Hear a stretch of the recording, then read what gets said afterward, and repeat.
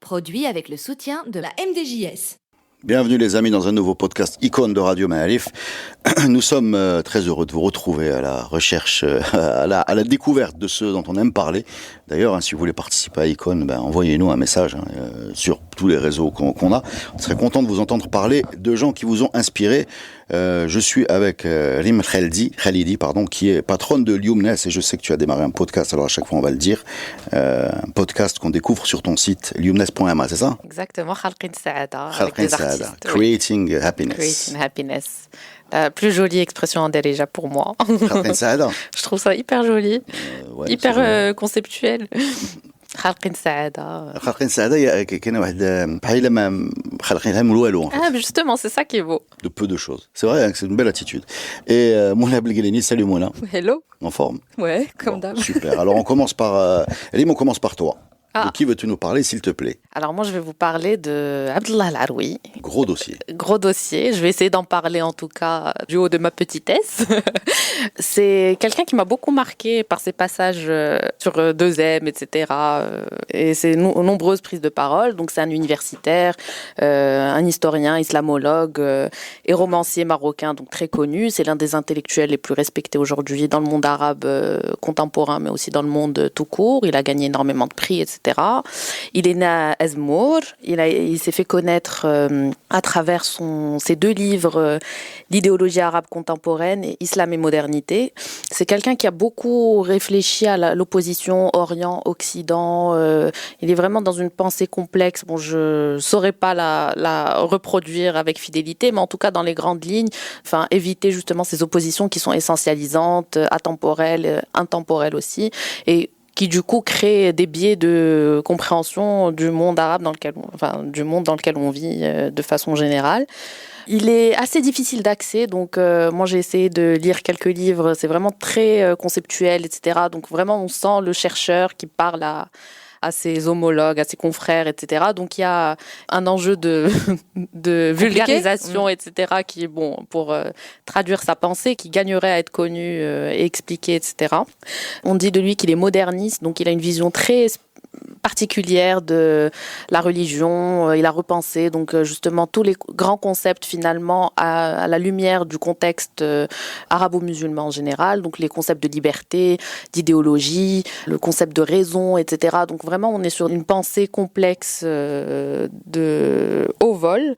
Donc il a dit beaucoup de choses avec lesquelles, qui retentissent en tout cas en moi. Il dit quelque chose de très joli sur le fait que le Maroc est une île finalement et qui doit se penser comme tel, et que même si on a l'impression, on parle souvent donc du Maroc au carrefour d'énormément de choses, mais il a une dimension insulaire qui fait de lui un lieu particulier avec une pensée particulière, une géographie, une démographie particulière. Et je trouve ça assez joli, assez vrai. En tout cas, ça a de l'écho en moi. Il parle aussi beaucoup de la problématique de la langue. Bon, je sais que je parais un peu réactionnaire à être d'accord avec lui, mais bon, c'est un sujet... Que dit-il quand on ne sait pas? Que dit-il sur la langue? Sur notamment la problématique de la Darija, sur laquelle je suis absolument pas... je fais pas du tout l'unanimité avec mes potes quand on en parle. Donc lui, il est vraiment pour le maintien de l'arabe, qui est pour lui la langue qui nourrit la Darija, et le chemin inverse est moins naturel. Bon, je m'accroche un peu à lui pour défendre ce point. Je sais que Reda a une conviction différente, mais on en parlera. Non, on n'est pas là pour étaler les convictions. Non, mais je t'écoute. Hein. Vas-y, exprime-toi. Il faut écouter. Non, mais j'ai beaucoup aimé justement le débat qui m'a marqué, dont je parlais sur 2M, qui parlait justement de ce point, avec Ayouch en face. À l'époque, qui est un De défenseur. la Darija. Mais ouais, enfin, plutôt que de se ruer sur ce qui fait plus polémique, enfin, qui semble quand même un petit peu avoir au minimum vieilli dans sa pensée, disons, pour rester, en tout cas, il y a d'autres choses qu'on peut mettre en avant dans sa pensée. Hein. On a fait énormément de podcasts histoire, on n'a jamais eu l'occasion de pouvoir l'inviter, mais par exemple, une des choses qui m'a marqué, c'est sa conceptualisation, sa modélisation des 3 pouvoirs marocains. Alors, quand on parle des pouvoirs européens modernes, on parle du pouvoir législatif, exécutif et judiciaire. Les 3 pouvoirs marocains tels qu'il les a conceptualisés, ça a beaucoup de sens. C'est le Qabila, donc la tribu, le Mkhzen, l'État, enfin, c'est dans la version marocaine de l'État, et Zawiya dans sa version religieuse. C'est-à-dire l'avoir, le pouvoir et le savoir. La savoir étant Zawiya, le pouvoir étant... L'État. Non, le pouvoir étant justement le Qabila, parce que c'est par sa force militaire.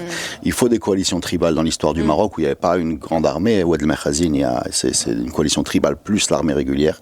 Et donc le pouvoir et l'avoir. Et l'avoir, là, c'est les impôts. Et donc là, c'est le Makhazine. Et cette façon bien après qu'il ait écrit ça, ça résonne encore chez les historiens qui posent ça comme une évidence. Il a fallu que quelqu'un le conceptualise. Et de façon générale, moi, j'ai beaucoup de respect pour quelqu'un qui a écrit autant de livres, je pense en arabe et en français d'ailleurs, si je me trompe pas. Même en anglais, il me Même semble. en anglais, voilà. Donc il y a non, mais ça fait partie. C'est l'intellectuel au sens noble du terme. Et ça dépasse bien évidemment ce qu'on peut penser sur ses positions, parce que le fait de poser, de l'argumenter, de réfléchir, pas des livres, pas par des tweets.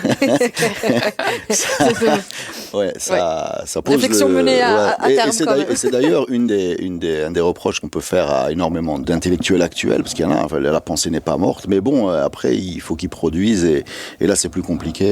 L'ère de la vitesse, Voilà, exactement. Autre chose sur Abdel Alaoui? Il y avait un dernier point peut-être qui justement a fait beaucoup polémique dernièrement et sur lequel beaucoup de gens sont revenus, c'est sa compréhension des mouvements, des printemps arabes, etc. Et sa vision, disons, un peu radicale des mouvements populaires et qui viennent d'en bas. De façon générale, tout ce qui vient d'en bas, en général, chez lui, on peut étendre ça au reste de sa pensée. Sur laquelle on pourrait... Je le dis avec sincérité. En fait, tu as quand même cette impression dans sa façon de réfléchir et de penser. Il y a d'un élitisme. Oui, en fait, il y a une certaine méfiance, en tout cas, pour ce qui n'est pas savant ou voilà. Qui n'est pas noble. Ouais, qui n'est pas noble. Mais je le dis avec beaucoup de guillemets, parce que je suis pas spécialiste, mais je le répète, plutôt que de focaliser sur ce qui fait polémique ou ce qui semble quand même avoir vieilli par rapport à ce qui... Oui, en tout cas, moi j'adorerais l'écouter encore plus aujourd'hui. C'est un érudit. Clairement. Et même sur les positions qui me semblent comme ça de prime abord difficiles à entendre parce qu'elles ne résonnent pas, notamment la dernière sur les mouvements populaires. J'aimerais l'entendre sur ça et je suis sûre qu'il doit avoir une complexité dans sa façon d'appréhender la chose qui peut être intéressante à écouter, même sans doute. Oui, on aimerait bien l'entendre, c'est vrai. Vous avez remarqué que je n'avais rien à dire. Eh ben écoute, on va pas écouter Abdel Alaoui chanter. Non, merci beaucoup. Merci. Je me tourne vers Mouna Belgrini, la grande Mouna. Et qui rigole parce que je sens. Toujours. Mais de quel. Non, parce que le virage. Non, pas de mauvais coup, là. Juste un petit virage. Je sens l'espièglerie. Non, vous discutiez arabe classique et Darija. Moi, je vous. Non, j'ai pas discuté. J'ai rien dit. Là, moi, j'ai rien dit. Mon icône. J'ai une flopée, par contre, de linguistes qui arrivent dans les podcasts où tu vas avoir du mal à contredire. Non, mon icône est Amazir. D'accord. Elle est Amaziria, elle est d'Agadir, de Inzgan plus exactement. Oui, à côté d'Agadir. Absolument. Elle s'appelle Aïcha Zeti. Son nom de scène, c'est Aïcha Tachinouit. Oui. Alors, Aïcha Tachinouit J'aime beaucoup, excuse-moi, les efforts que tu mets pour dévoiler, pour effeuiller ton sujet, fabriquer une sorte de teasing et de twist, de plot twist. Mais alors qu'en fait, tout le monde sait déjà. Oui. Mais est-ce que tu savais qu'elle s'appelait Aïcha Zeti? Non, c'est toujours ça de gagner. C'est qu'elle s'appelle Aïcha parce qu'on a joué avec elle justement à Tiznit. Aïcha Tachinouit. Oui, c'est son nom de scène et c'est son surnom qui veut dire, vous l'aurez deviné, Chinouia. parce qu'elle a les yeux bridés et elle joue beaucoup dessus. C'est vrai qu'elle accentue ça avec l'eyeliner et elle a créé un peu ce personnage-là.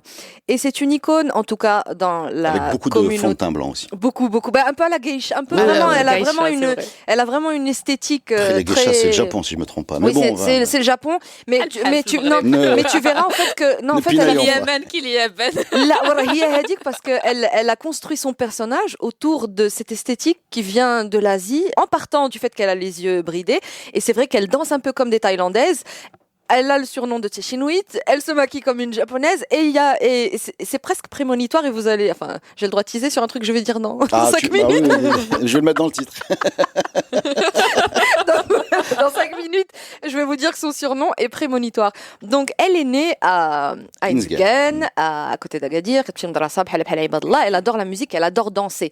C'est d'abord la danse qui l'amène vers le monde du spectacle. Du coup, même en famille et tout ça, elle danse dès que l'occasion se présente et elle rejoint une troupe de danseuses, un rice.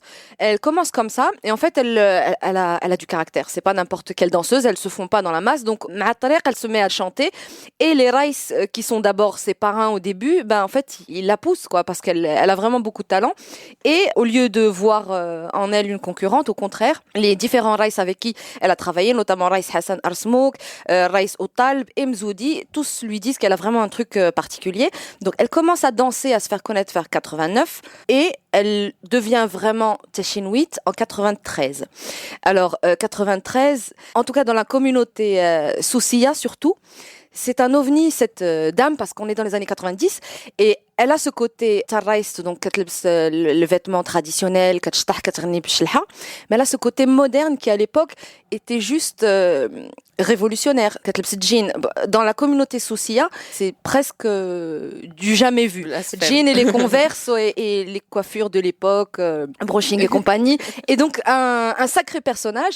Et il y avait un réseau de distribution de tout ce qui est musique à ma zyrophone à l'époque, et de cassettes et de vidéos et de clips qu'on se refilait comme ça. Pas sous le manteau, c'était pas illégal, mais c'est pas dégueulasse. Mais ça tournait beaucoup et c'est vrai que c'était une icône et elle l'est encore. Mais à l'époque, c'était ce personnage. Surtout, il faut voir les clips. Si vous voulez comprendre Aïcha Teshinuit, il faut voir les premiers clips, ceux des années 90, ou dans des montages. Bon, aujourd'hui ils ont un peu vieilli, mais il faut absolument les voir kitsch. Vintage.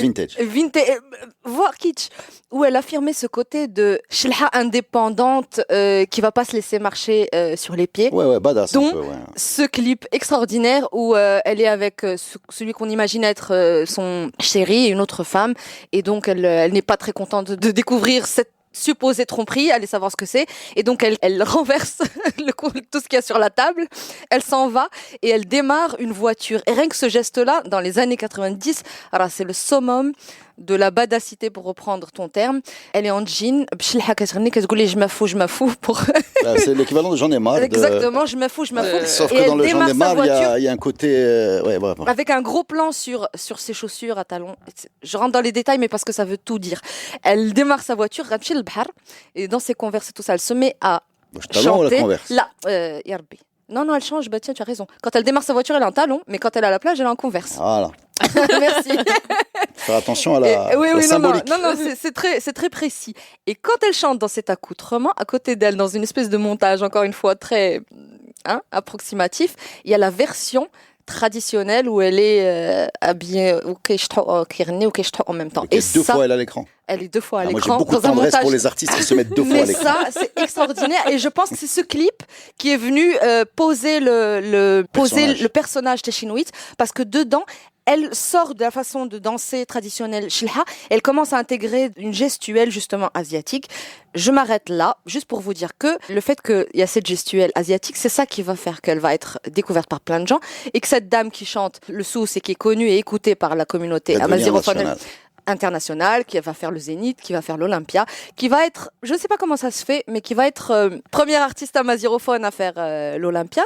Et il y a une danseuse japonaise qui va tout simplement être séduite par cette technique de danse, d'aller au Japon, et elle va commencer à donner des cours de danse. Mais c'est une star en fait. Teshinuit, si vous posez la question, bon, en même temps il y a beaucoup de stars internationales qui sont stars au Japon. On connaît leur amour de tout ce qui est différent.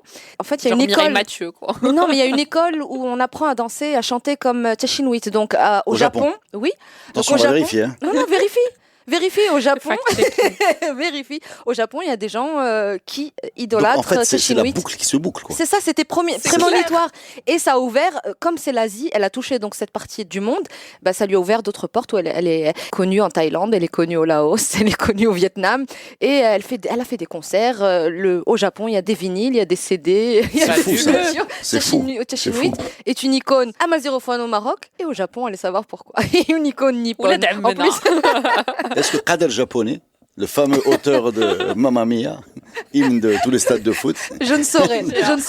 Mais ce qui est drôle, et je vais m'arrêter là, c'est que c'est vraiment une icône pour le coup. Et encore une fois, moi, vous l'aurez compris, je pense, maintenant, ça fait un petit moment que je suis invitée à ce podcast. Oui. J'aime bien les icônes flamboyantes. Oui. Et elle, c'est vraiment le cas. Et j'aime bien les icônes aussi qui durent dans le temps parce qu'elle continue à être présente. En 2017, elle a sorti un titre. Je pense qu'elle a vraiment compris que voilà, elle a fait un truc à la sauce marocaine. Elle a ramené des danseurs, elle a fait un beau clip. Elle avait battu à l'époque un record de 2 millions de vues en moins de 24 heures. Bref, tu vois, moi j'aime beaucoup qu'elle ait commencé en Converse dans les années 93 avec un brushing douteux et qu'en 2017, voilà, qu'elle fasse encore les gros titres parce qu'elle a pulvérisé les vues sur YouTube ou Yarata. J'ai une autre icône là, qui me vient en tête quand tu parles de ce côté un peu féministe, je pense beaucoup à Najda Tsabo. Oui. Voilà, ça peut-être un petit peu avant. Voilà, un petit peu avant, je pense, voilà, plus au nord et avant, dont je te charge de nous préparer un portrait. J'adore cette dame. C'est Allah. Voilà. Tu vas faire tes devoirs. Entre-temps, on écoute Aïcha Teshinuit et on valide. Merci beaucoup. Merci. Super, génial.